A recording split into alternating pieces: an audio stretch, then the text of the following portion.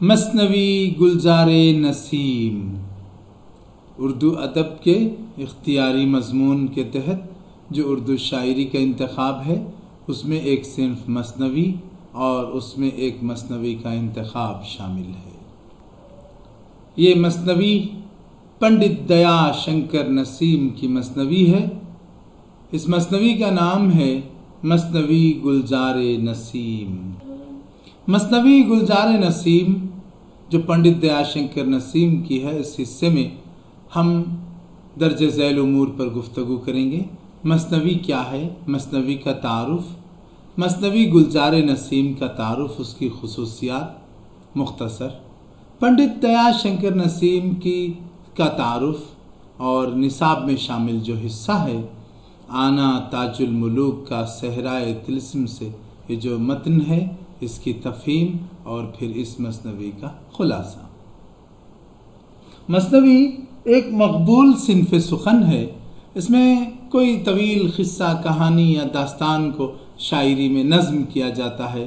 اس میں مثنوی ایک ایسی نظم ہوتی ہے کہ جس کے ہر شعر کے دونوں مصرے ہم قافیہ ہوتے ہیں اور اس میں ایک ہی بحر میں ہوتی ہے، ایک رواں ہوتی ہے، ایک نظم کی طرح طویل نظم ہوتی ہے۔ اس میں کہانی کو بیان کیا جاتا ہے، اشعار کی کوئی قید نہیں ہوتی، غزل کی طرح ردیف و قافیے کی پابندی نہیں ہوتی۔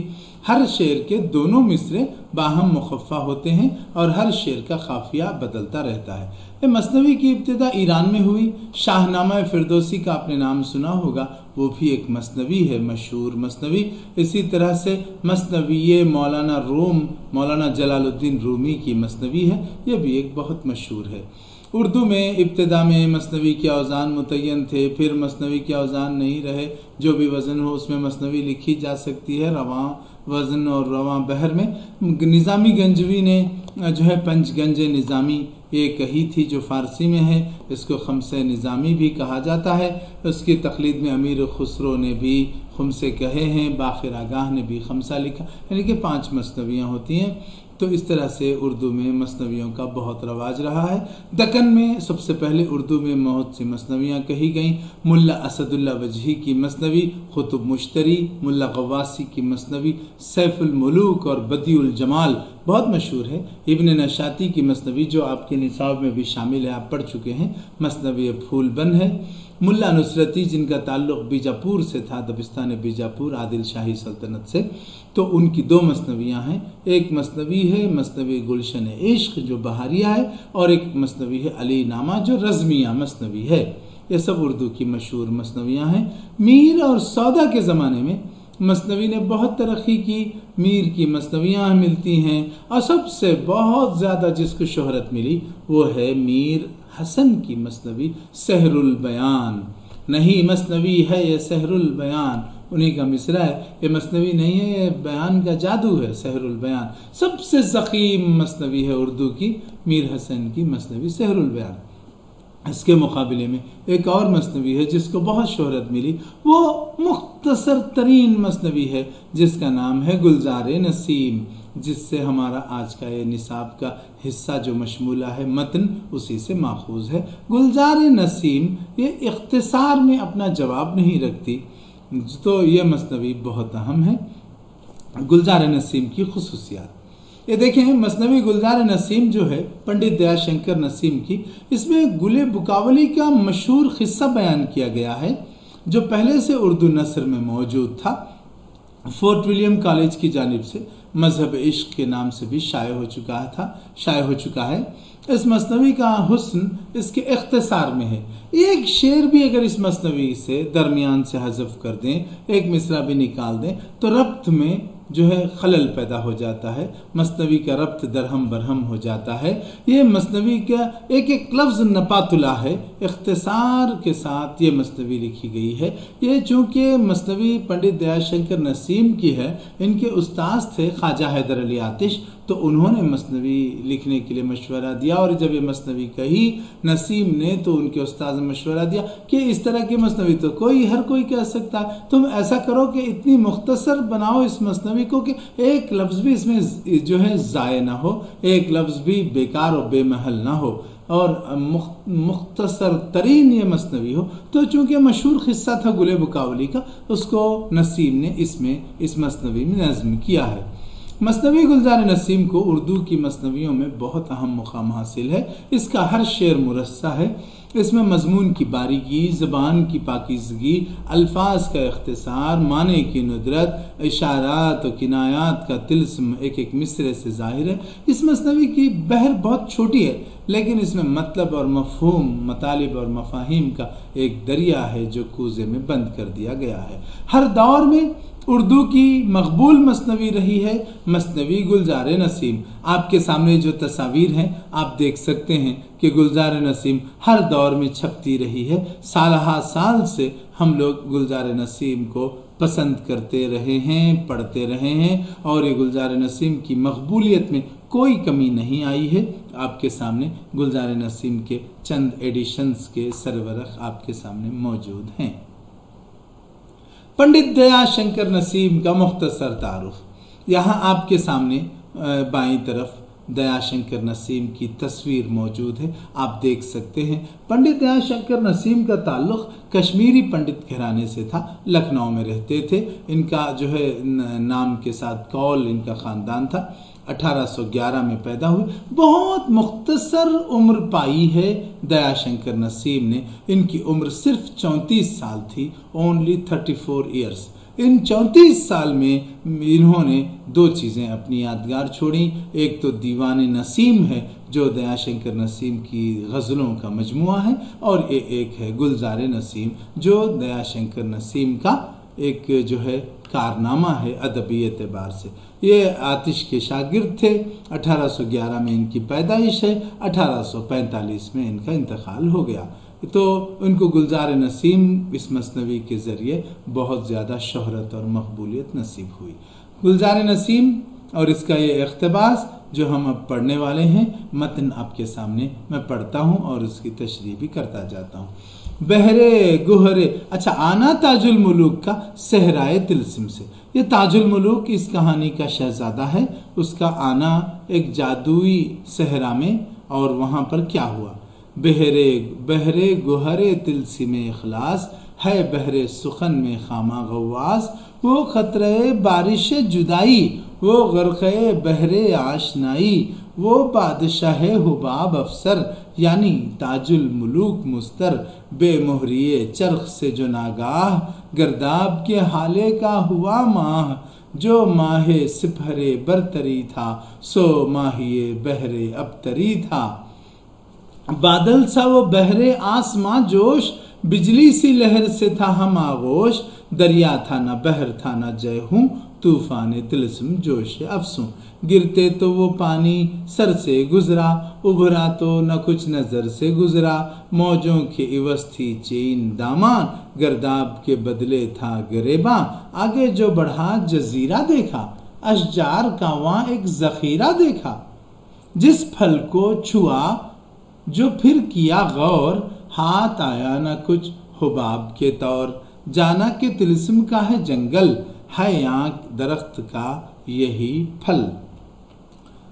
تو اس کہانی میں یہاں تک جو ہم نے سنا کہ ایک جو ہے دریا تھا، اس میں یہ شہزادہ تاج الملوک پہنچا، جیسے ہی وہ اس میں جو ہے پانی میں پہنچا تو وہ جیسے ابھرا تو وہ ایک جنگل میں تھا، نہ پانی تھا نہ سمندر تھا نہ دریا، کچھ نہیں تھا، وہ ایک جنگل میں پہنچ گیا تھا، اور وہ وہاں پر کچھ نہیں تھا، وہاں پر ایک جزیرہ اس نے دیکھا، وہاں پر بہت سے درخت اس نے دیکھے، جس پھل کو بھی اس نے چھوا وہ جو ہے غور کیا تو یہ ہے کہ وہ غائب ہو گیا، جیسے پانی کا بلبلہ ہوتا ہے، ہاتھ لگاتے ہی جیسے ٹوٹ جاتا ہے، اسی طرح وہاں کے پھل وغیرہ درخت کے جو تھے سب غائب ہو گئے۔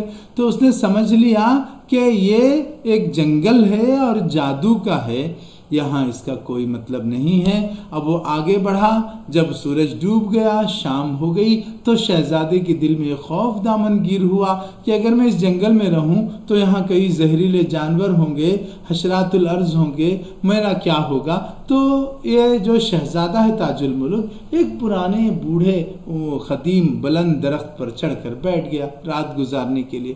رات جب ہوئی اس نے ایک عجیب منظر دیکھا، ایک بڑا اژدہا آیا، اس اژدہے کے اندر سے ایک سانپ نکلا، اس سانپ نے اپنے اندر سے ایک ہیرا نکالا اور آگے بڑھا وہ بحر اوہام، ڈوبا خورشید ہو گئی شام، ڈر جانوروں کا جی میں بیٹھا، ایک نخل کوہن پہ چڑھ کے بیٹھا، ناگاہ سنی صدائے پرخوف، اچانک ایک خطرناک آواز آئی، آیا ایک اژدہا پے طوف، ایک اژدہا گھومتے ہوئے وہاں پہنچا، منہ کھول کے سانپ ایک نکالا، اس کالے نے من زمین پہ ڈالا، ہیرا نکلا اس سانپ کے اندر سے، لہرا لہرا کے اوس چاٹی، بن میں کالوں نے رات کاٹی، جب صبح ہوئی تو منہ میں ڈالا، کالے نے من اژدہے نے کالا، وہ جا کے افق میں مہر چمکا، مہر مطلب سورج، من شب کے منہ سے نکلا، گویا جو سورج تھا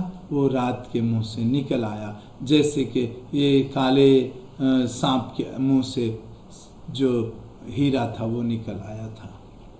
اب شہزادے کو یہ خیال پیدا ہوا کہ کیوں نہ اس ہیرے کو حاصل کیا جائے۔ جب صبح ہوئی وہ درخت سے نیچے آیا، اس نے کئی تدبیریں سوچی، اس کو ایک گائے نظر آئی، اس گائے کا گوبر اس نے لے لیا، اس کی تدبیر یہ تھی کہ وہ کسی طرح اس ہیرے کو حاصل کرے۔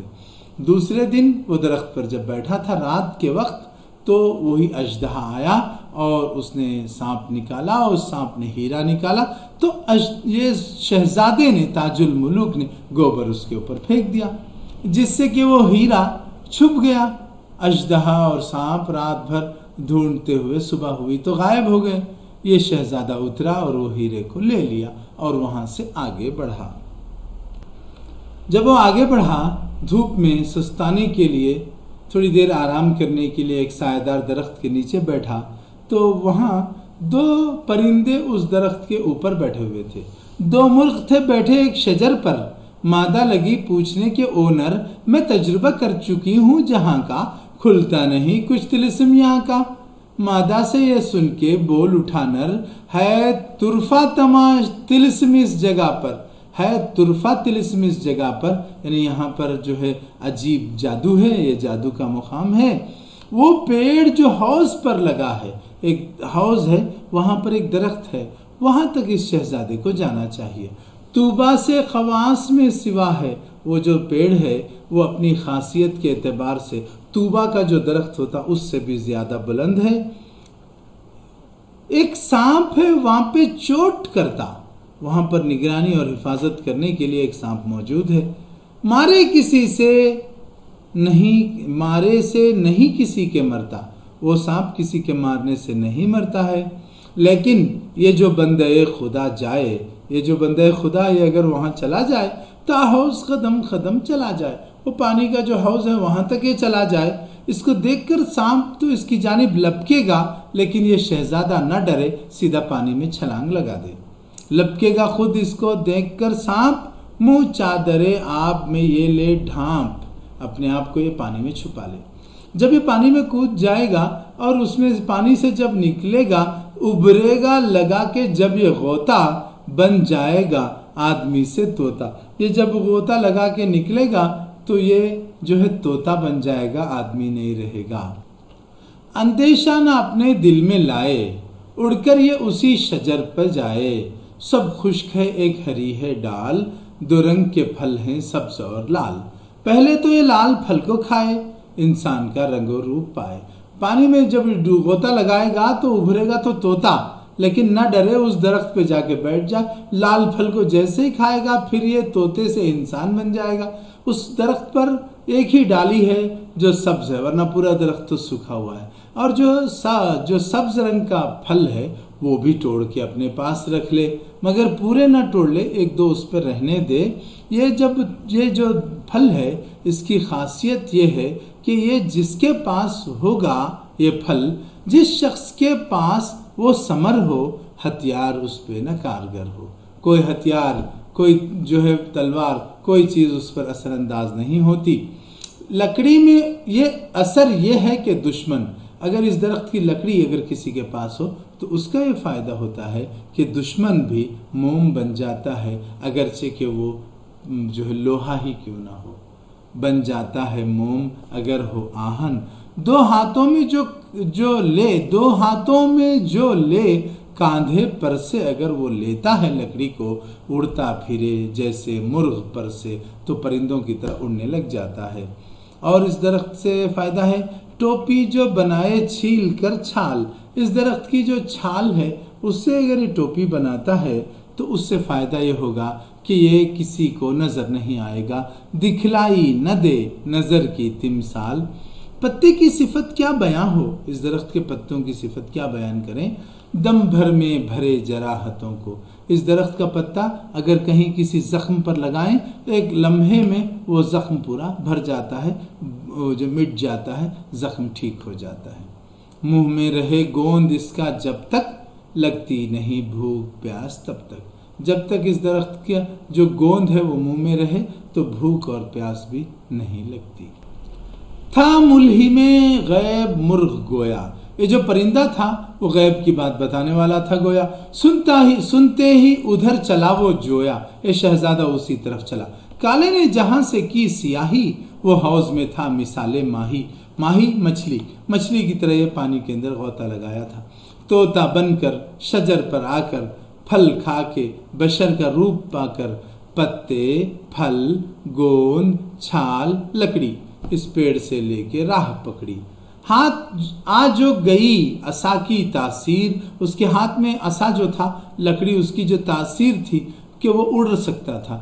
پرا ہوا صورت اسافیر. پرندوں کی طرح وہ اڑنے لگا. اڑتا ہوا وہاں سے دور جا کر ٹھہرا دم لینے ایک جگہ پر. وہاں پر رکا، من ران کو چیر کر چھپایا. وہ جو ہیرا تھا اس کو اپنی ران میں زخم کر کے اندر ڈالا اور چھپایا. اس کے پاس اس درخت کا پتا تھا، اس سے زخم بھر آیا، پتے سے وہ زخم سب بھر آیا.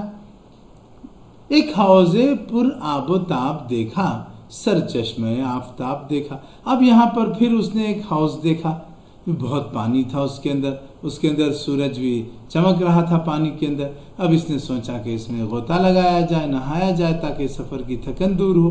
غوطہ جو لگا کے سر اٹھایا، وہ آب وہ حوض کچھ نہ پایا، سب کچھ غائب ہو گیا تھا. یہاں تک ہمارے اس متن کا حصہ ختم ہوا. یہ مثنوی کا خلاصہ یہ ہے کہ اردو کی مشہور مثنوی گلزار نسیم، اس میں ایک داستان قصہ گل بکاولی کو موضوع بنایا گیا ہے. زین الملوک ایک بادشاہ تھا، اس کے 3 بیٹے تھے. چوتھا بیٹا یہ تاج الملوک ہے، وہ اس کہانی کا ہیرو ہے. یہ جب پیدا ہونے والا تھا تو نجومیوں نے بتایا کہ اگر بادشاہ اس کو دیکھے گا اپنے شہزادے کو تو اندھا ہو جائے گا. اس شہزادے کے لیے ایک الگ محل بنوایا گیا، اس کی وہاں پر پرورش کی گئی اور بہت جتن کیے گئے. لیکن اس کہانی میں ایسا ہی ہوا، بادشاہ اندھا ہو گیا. کیوں؟ ایک دن وہ رات نکلا، بادشاہ نے اس کو دیکھا تو دونوں کی آنکھیں 4 ہوئیں اور بادشاہ اندھا ہو گیا. اس کے بعد علاج دریافت کیا گیا تو معلوم ہوا کہ پرستان کے اندر ایک پری ہے بکاولی، اس کے چمن میں ایک پھول ہے. اگر وہ آنکھوں پر لگایا جائے تو آنکھیں لوٹ آتی ہیں، بادشاہ دوبارہ دیکھ سکے گا اگر وہ پھول لایا جائے. اس پھول کی تلاش میں تینوں شہزادے نکلے. الگ سے یہ تاج الملوک جو تھا وہ بھی نکلا اور اس نے بھی کوشش کی. بہت سارے معاملات، معرکے، کہانیاں، واقعات، مقابلے سب ہوتے رہے. آخر کار یہ شہزادہ وہ پھول لے آیا اور وہ پھول جب بادشاہ کو لگایا گیا تو اس کی آنکھیں ٹھیک ہو گئیں، اس کی بینائی آ گئی. داستان گل بکاولی کے طویل قصے کا یہ حصہ جو نصاب میں شامل کیا گیا ہے. تاج الملوک ایک طلسم اور جادو کے جنگل میں پہنچ گیا. جنگل میں اس نے ایک درخت پر رات گزاری. اس نے رات میں ایک ناگ سانپ کو دیکھا، ہیرے کو، اور اسے حاصل کرنے کے لیے ایک تدبیر کی. اگلی رات اس نے گائے کے گوبر کو درخت کے اوپر سے ہیرے پر پھینکا. اور وہ ہیرا حاصل کیا۔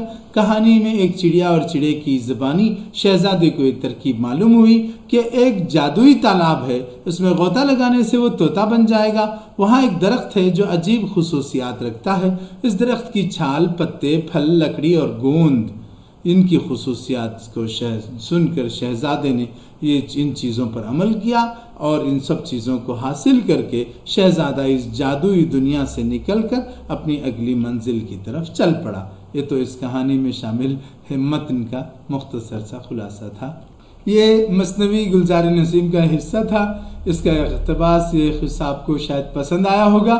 میں سمجھتا ہوں کہ آپ اگر دلچسپی رکھتے ہیں تو پوری مثنوی موجود ہے، آپ اس کو پڑھیں، سمجھیں، اور اس کا جو متن ہے الگ سے، اس میں آپ کو جو ہے کئی لنکس بھی دیے گئے ہیں، اس پر اگر آپ دیکھیں گے تو بہت سی معلومات ملیں گی، اور اس مثنوی کے پڑھنے سے زبان دانی بھی حاصل ہوتی ہے اور بہت سی معلومات بھی ہوتی ہیں، اور بڑا دلچسپ قصہ ہے۔ مجھے یقین ہے یہ کہانی آپ کو پسند آئی ہوگی۔ مثنوی گلزار نسیم کا یہ حصہ یہیں پر ختم ہوا۔ آپ کی حسن سماعت کا شکریہ، بہت بہت شکریہ۔